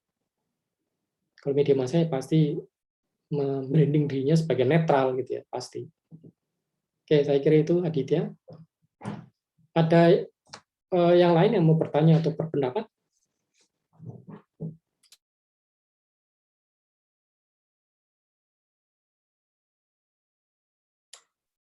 Baik, kalau tidak ada ya kita selesaikan. Kemudian ya jangan lupa untuk menandai kehadiran. Ya. Nanti sampai dengan 5:30 ya ditutup kehadirannya. Ya. Presensinya ditutup dengan 5:30 otomatis. Ya. Jangan lupa. Tapi sebelum bisa menandai presensi atau kehadiran, silakan buka, baca, atau unduh lebih dulu salah satu referensi yang saya temukan di pertemuan kedua ini. Oke, saya kira demikian. Kalau tidak ada lagi, ya kita akhiri. Terima kasih bagi yang sudah hadir sampai dengan detik ini, meskipun tinggal 5 orang. Selamat siang, selamat melanjutkan aktivitas, dan sampai berjumpa kembali minggu depan. Oh ya, minggu depan itu Pak Jarod yang masuk. Ya, terima kasih. Ya, terima kasih Pak.